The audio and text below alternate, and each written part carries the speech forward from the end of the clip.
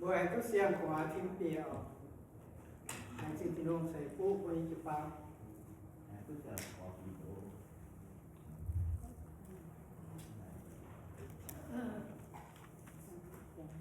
thì nói như kinh sơ sẽ yêu hợp tạo yêu mà yêu hàn các bạn sang con nó bồi gì vậy? tiếp rồi yêu con nồng lắm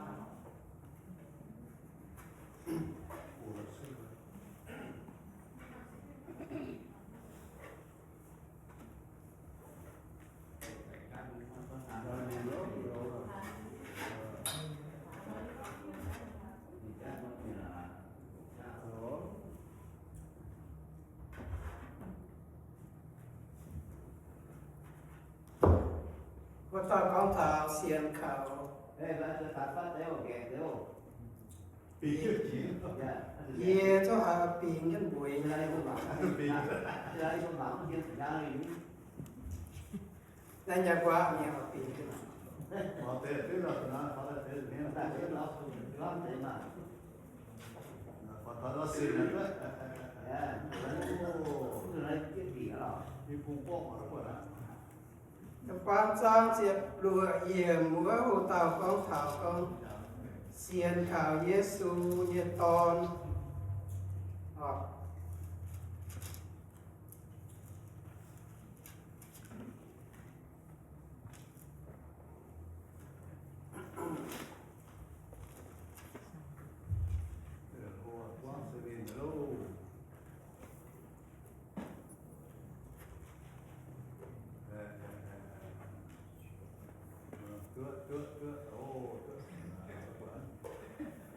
đa máng mình kinh sơ là ye bảo phải chịu tăng Hallelujah xin chia tin hùng nhà mạng nhiệt chiếu lành chỉnh chiếu nhiệt sinh nhiệt chiếu thai nhiệt chiếu tụi mày bèn ôn mày chẳng làm mày hẳn mày ở quang dịch có liên quang dịch lắm chiếu ấy lành chỉnh chiếu mày cử cái kịp bằng tuổi mày tỏ trên là bùa nhiệt xuống rồi thả chiếu nhiệt đeo lúc chọn trên bảo dù thành mày thai mày chiếu ạ in hoa ya đang chỉnh chiếu mày ya coi như pin nắng nhé bây giờ mai giang hồ tu hiểu hoặc bền mình nhập bầu ya đang chỉnh chiếu như sẽ lên tỏ trên ye tỏ chế bùa tao xem miền bền như giang hồ nên ông giang hồ thảo như giang hồ than chiếu nhiều ạ yếm nãy kinh sâu và ye đang chỉnh chiếu tôi chiếu sẽ lên tại bên như bên sang to như có thì như có chiếu như vậy như vậy sang tiêu năm chiều hồi thuốc cùng chiếu to như cả cả chiếu sự trình tự gia làm như Hallelujah chiếu thiên hồn Amen để cho ta hãy giảng gọi đam mê như là mình hiện thân ấy kinh sâu là con thảo tệ Nicodemus nghe background về chủ nhìn xem bên nhà tàu nhà Thái miền bên qua xí phí nghe đâu bơ nhà tàu quay hay nhé hấp dẫn như vậy là một con city council như vậy với chủ nên nhà bên nhà tàu từ leader nhà mua đồ nhà Thái nhà đồ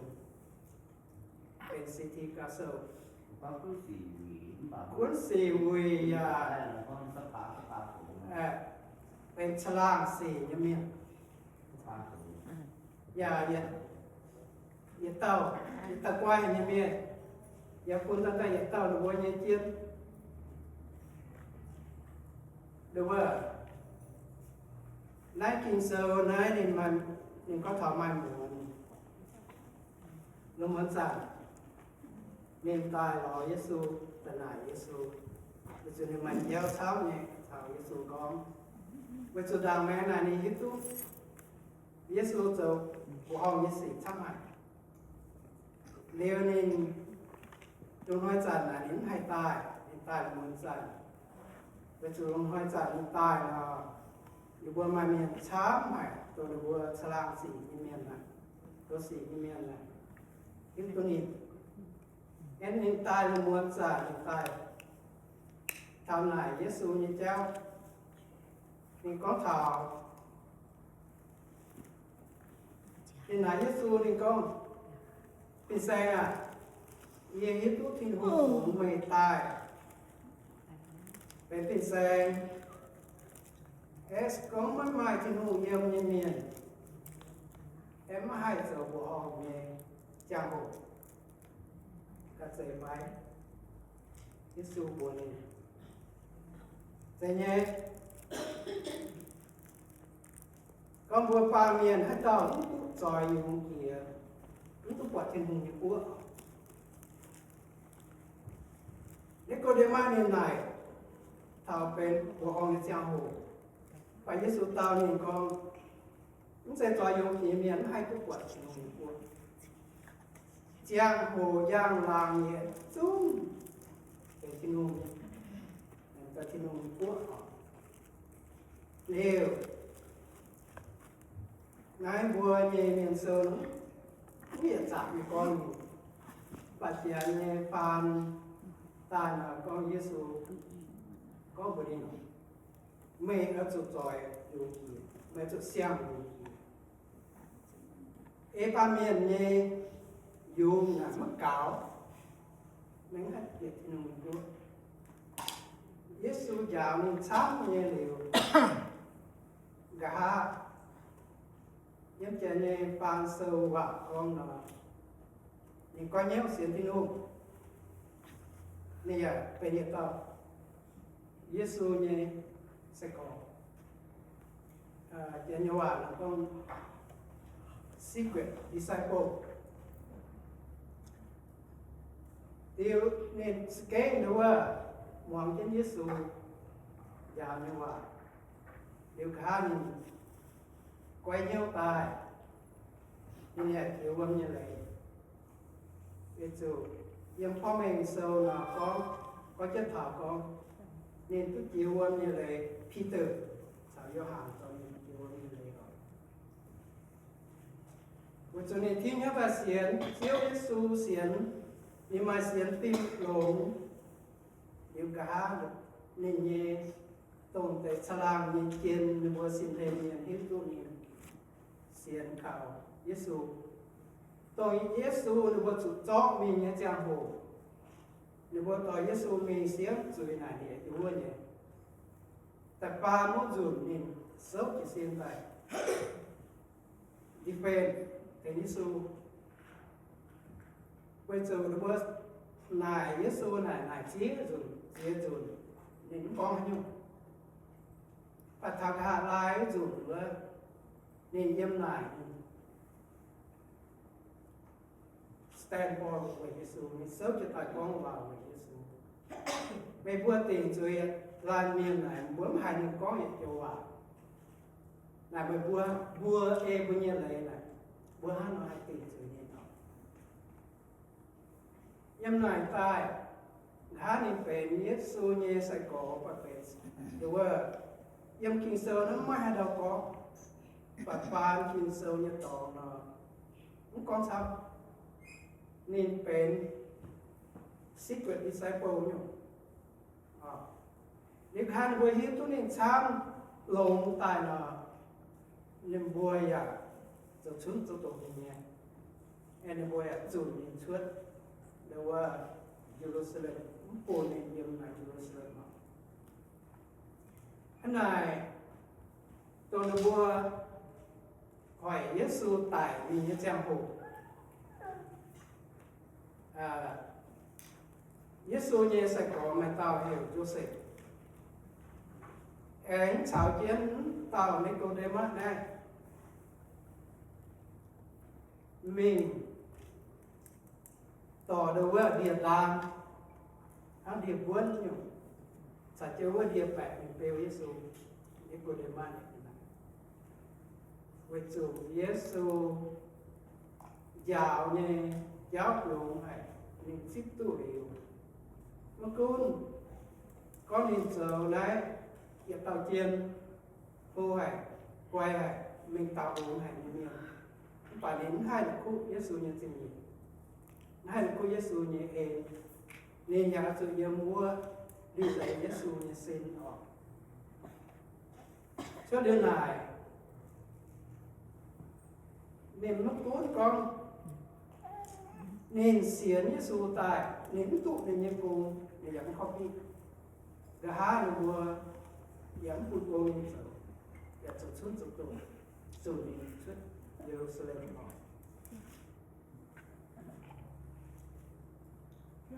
nay có chân này kinh sâu mình nếu cô tao có mình sẽ phải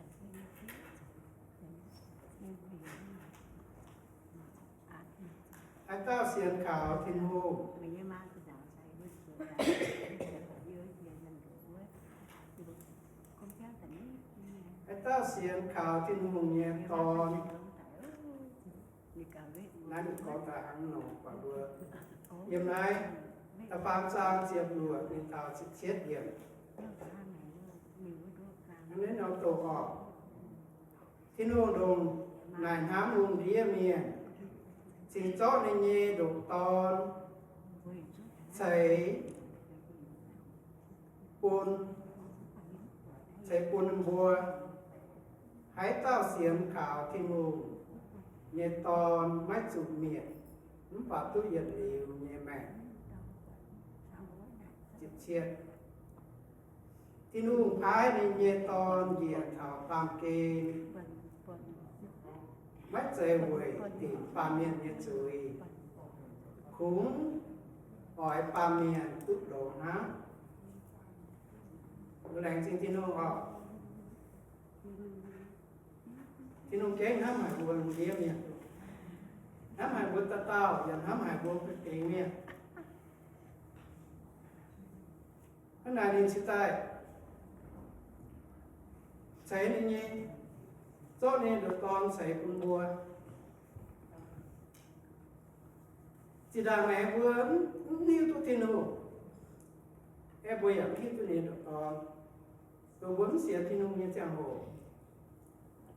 nó vốn khi tôi nên được con và nên ta mai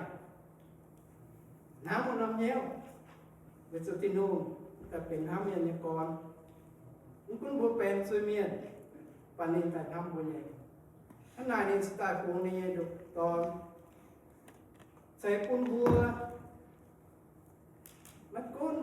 บัวอีจานเสียนเหลวตอนสิดังแมงบัวมันแค่ตุเสียนเสียหูจุดบัวมาหายแล้วเจียวอ่ะเอ็มบุญคงนี่ดุตอนแต่ใส่ปุนบัวแต่เจียวบัวvà làm xin tin hùng cun tông này nhé tàu hỏa miền chia tàu chia ba miền tàu hỏa tàu buôn nọ buôn chỉ ta túc xiên tai và buôn châu xiên như giang hồ nè buôn yê châu xiên năm giang hồ nè thấy lúc có xiên nè em quật những kem thuốc hải thảo những kem thuốc quật thảo tàu nét chiều hỏa này tin hùng đồng nái hám bùa lùng đĩa miền nên chỉ ta chót lên đồ con xảy quân bùa đường năm hải bùa em bùa tập tao miền phải bùa phỉ phí miền bùa tập tao miền xiên khảo tin hùng như con mất dùng miền tôi giờ điều như mẹ lành xin tin đô tiếp chiếc tin hùng thái nên nhé tôn dìa thảo phàm kê mắt dây huệ tình phàm miền nhân sử cũng hỏi phàm miền tư lộn hơn dây nhé bữa phàm kê này tập dưới quang dày miền bữa ta tao thì nung có thì nung mà quạt vua ta táo miền tập mai chửi này cái này thì nung chỉ tại buông này nhé ton tại chiều vua em buông vua xiên khảo ni em buông mất chủ miệng bây giờ mẹ cũng chủ miệng và vua tôi giờ đến mẹ chủ thì nung muốn dạy buông này ton là tiền chửi vua ta mai chửi quá dày miệng những tụ tiền bao nhiêu chửi à và nên ta cho vua yếm chửi trước mình lại xin kinh hồn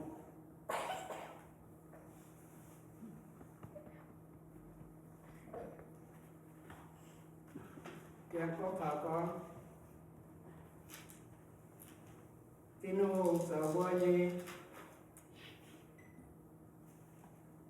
há miền như còn đốt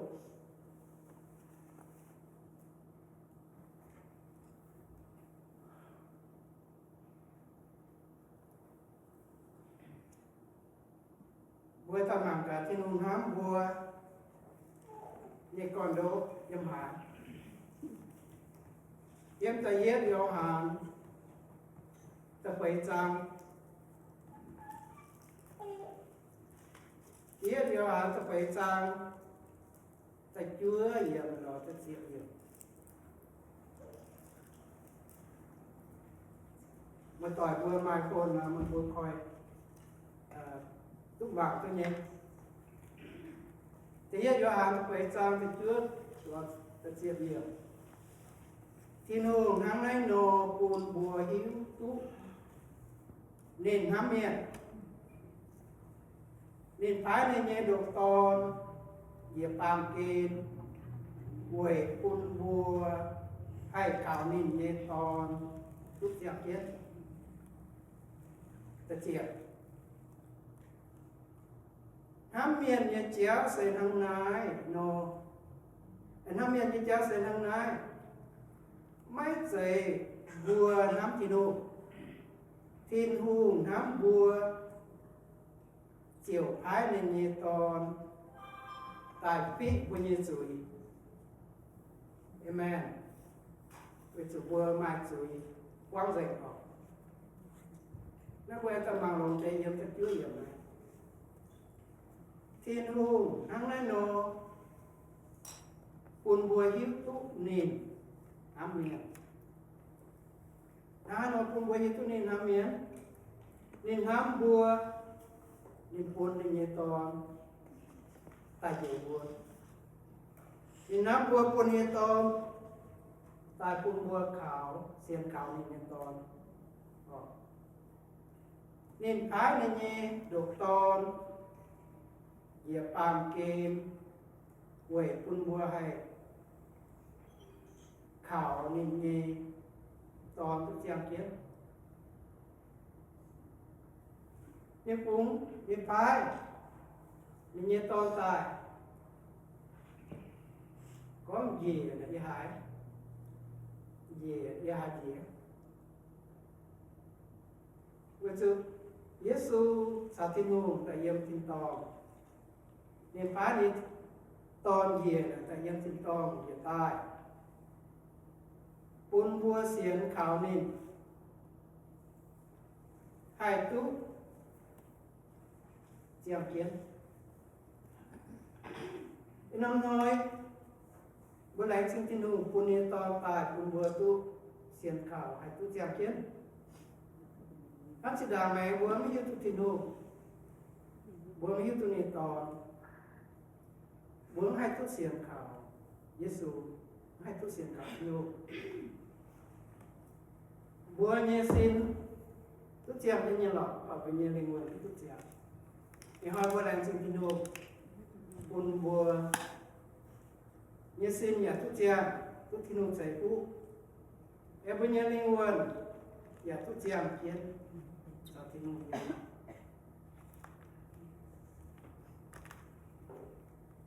rất tân mạng chiếm điểm ám miền như chéo xây năng nói ám miền như chéo xây năng nói thì nó ngắm buồn mấy chạy bùa nắm tin hùng nắm bùa chiều ái nên nhiên tòn tại quy của nhiên chữ tin hùng kế nắm hải bùa chữ miền có liên hải bùaแต่เฮ็ดโยหานตะเปจังแต่ชั่วเราจะเสียเดียวก็จะบัวปาเมียนบัวละมาจืดกว้างเลยนี่เคลียนให้บัวนี่น้ำให้บัวก็นี่มันใจนี่เงี้ยจะนี่มันปูนี่ตอนตายมันบัวให้ตัวเจียมเทียนบัวให้ตัวมาเสียงแม่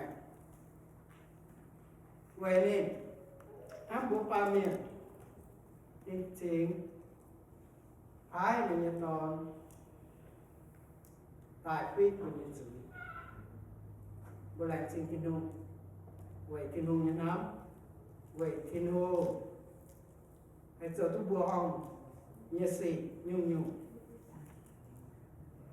nên nhé đục tao đục con á bây giờ tu bùa Hãy xin tin ông họ hắn búa ba miền người từ bướm mai chặt bướm mai lịch bướm hai chầu đã bùa hồng như thế bướm hai phun bao nhiêu ton cầm tàu bướm hai phun bao nhiêu ton thì tí cầm tàu người từ Giêsu người từ thiên hùng quạt búa quá rồi bướm mai nói bố mà chào bố tụ nhiều sẽ quay thiên hùng nhé em quay thiên hùng nhé sẽ cô nhé to tại yêu cô nhé tóm tại yêu sẽ giảm giá tí bố nhé rồi về từ thiên hùng nên quang dày cha quang dày hẳn lên hẳn mà nhưng bốn này to ta chia bốn này rồi tài đều, ba này mà chắc em bốn này to làm ta, amen, hallelujah, xin chúc thiên hùng họ, đánh xin thiên hùng, này buồn tan buồn ai ha, vậy chủ, yes. Thì nó cũng nhớ số ta nhiều liều bữa bữa tụt nhiều nè, ok? Hắn buôn ngọn hàng dâm lung hoang nó, buôn ngọn hàng nhớ xe có mới làm mình tỏ tại á sẽ có tút tiết tiền là tím chứ bây giờ trang nó buôn nàng ta, ok? Nó sẽ hỏi nhớ số nhiều liều buôn nàng ta, và bữa sau sẽ xe thì yếm nhé, ở chỗ em mai nhé. Thầy cái bây giờ xin mình nhé. Thế này, vua tài mạng cả Giêsu nhìn nhận hốt. Thì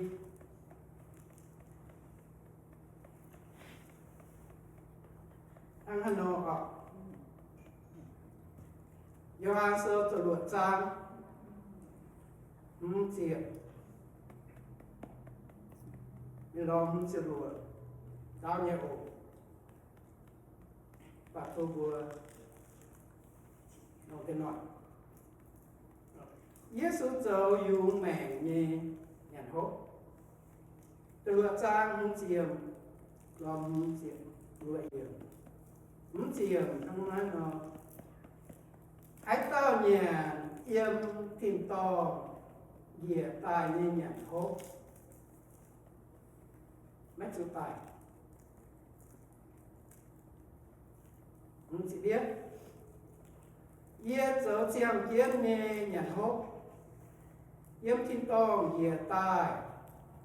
hãy tao nhà nãy nhung nhận hốt ước tao tu yên liu chiang kiến yếp pun nghe nhận hốt sẽ tổ yê can yê ó quẩy pun pa miền tu chiang kiến Giêsu giờ đi bùa bố tu chàng kia nè tu xuất này và bố nhíp số sợi xì cái gì anh ấy bố chủ nhận yếm thiên tông giờ tay nhận hộp thiên tông giờ tay nhận hộp xe Giêsu cả bố chủ nhận nhận ó hộp này chào nãy bên linh quân nhận hộp được chưa làm chim bên xem nó bùa bên chàng thầy bùa nó kèm tu nhận yếm thiên tông giờ tay nhận hộp bùa rồi bên chàng giáo ano quân bùa hay tu nhận yếm thiên tông giờ tay nhận hộp bùa muốn chưa luôn hãy tao nhận yên nhẹ ó hốt yên nhẹ giám ước tao chào yên cho mẹ chàng yên ya chào ước tao cho mẹ chàng bây giờ bên xem bùa bền công bền chế nhung tay giáo cung bùa khiếu túc biệt nhau trên hùng bùa chỉ kiểu bùa như lấy bùa chỉ bùa kia lấy bùa như lấy bùa chỉ ta mai mà lấy chỉ ta mai chắc túc nha Giêsu như ó hộp Giêsu như giám không chỉ thiết chiang kiến như dạng thì hai như ta ye ya quỷ ninh lúc chiang kiến Giêsu mẹ chúng mình thiên hùng hòa mẹ chúng mình thiên hùng hai chúng ta trở nên cùng nên trở nên cùng sẽ quỷ thiên hùng anh nên tụi chiang kiến tháng này hãy tao nhàn bên nhà ó của tao nhà quỷ như tôi xem kiến Giêsu quỷ trên ông nhà cô nên ta xấu dùng nắp bàm kê dùng tôi xem kiến em đua nhà Giêsu nhà ó Giêsu nhà giám đua Giêsu tôi xem kiến Hallelujah. Lên trên thiên hùng.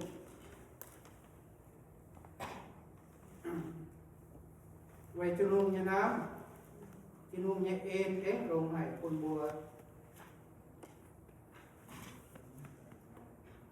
Ở chàng nhiễm chàng cũng quay một đảo cái sản hiện tại càng. Thế nhất. Thiên hùng sợ hám miền nhà con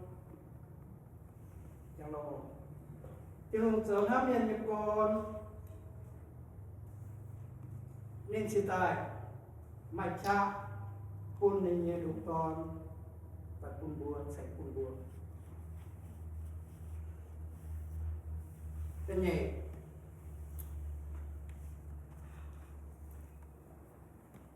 chỉ phun nên như đủ con buồn thiên hùng hám bùa thiên hùng phải đi con dỗ hám như con dỗ nên sẽ tại quân độ con bùa và bùa xiêm khảo thiên hùng túc nhiệt liều như mẹ bùa xiêm khảo thiên hùng túc nhiệt liều như mẹ được phải thiên hùng phá Giêsu tại bàm kên mấy trời tiền chùi thiên hùng phá Giêsu tại bàm kên trời tiền bùa bàm nhân chùi thiên hùng phá diệu chiếu Giêsu tại diệu bùa yếm chùi xuất tại thiên hùng quân Giêsu tại bàm kên diệu bùa diệu ye nó phải có ye nó xiên Giêsu nó tự cái lãnh sinh thiên hùng quân bùa chịu về xếp chịu bằng tập táo bùa yên hoa bị tham ai này bùa xiên Giêsu bùa thiên hùng như em bùa tu diệu tu chào Giêsu cho mẹ cha của chúng bùa nhà như ố như cha từ bùa Giêsu cháu dùng mẹ dùng linh hồn nhé nhận bố con bên bố nhé bác sĩ nhé dùng mẹ và cháu bố nhé linh hồn nhé nhận bố con làm xin tin đúng không rồi thì hồi em quả tao xa nhiều Dân như sẵn, đây là cái gì? ồ đúng không mà sao giờ em là gì hay là sao nên đúng không có giảm ok thì luôn hả vua nên được con vua xiên khảo nên thì luôn hả mà vua nên được con vua nãy giờ nó tóm gì nhỉ vua amen sẽ có vua nhé xin hên miền vua nhé vua chơi vua nhé chào tỏi vua phun gì nhỉ vua phun được rồi anh em vua phun tu sẽ có vua nhé family luôn Thanksgiving Merry Christmas thảo maybe my boy mãi đâu á phải muốn dịp non gift phun họ bố nhận hàng bố nhận dồn ha em chào mẹ em maybe bố nhận tiêu bố nhận mai nhận birthday em bố nhận phun dồn ha chào mẹ rồi chị tiêu mai nhận birthday mà phun tua tiêu mai ha mà phun tụ cầm tao sai tin hùng hám hải bùa tin hùng mai sinh nhiều hô hải phun bùa choáng hùng điên nhận phun bùa tàu nhận lô nhà lô máy nó nó sinh nhẹ tin hùng nhận sinh nhẹ phun tháo bùa tàu miền tôi ở chip khảo happy miền chip khảo tháo nên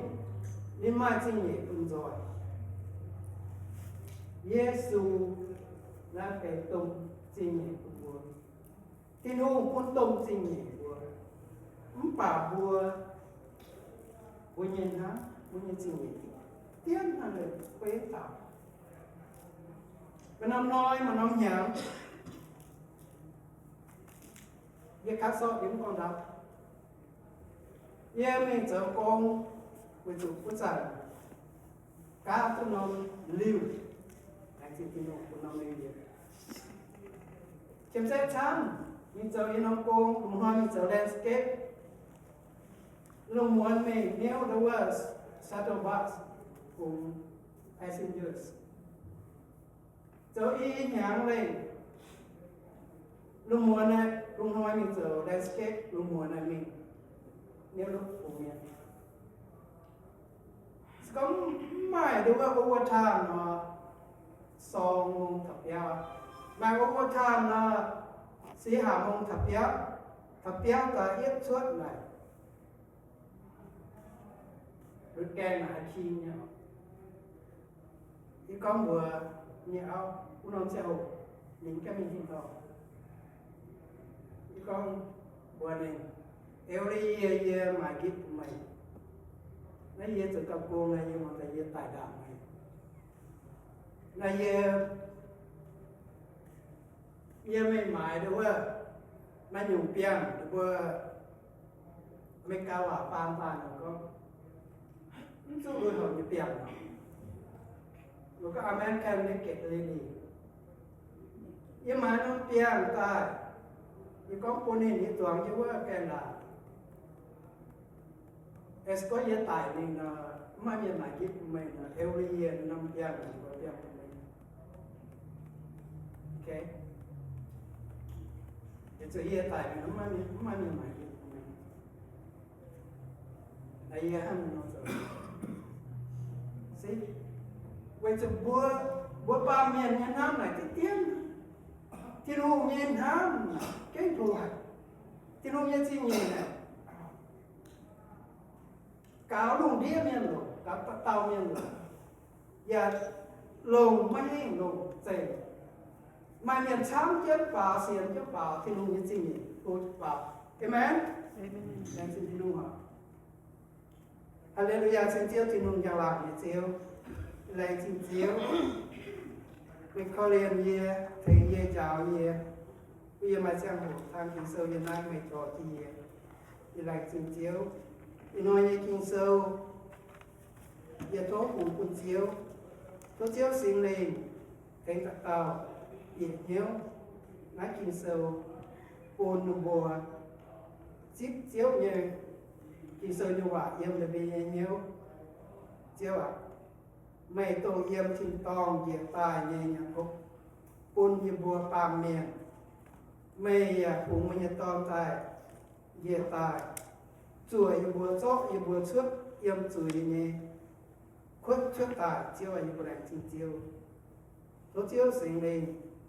em mẫu tao nhìn miền như nhiều thành là buồn mình phải chiếu như vậy trong tiêu như lành chinh chiếu tất cả những chiếu sự chinh dân giao làm như bùa hallelujah chinh chiếu tin mừng amen.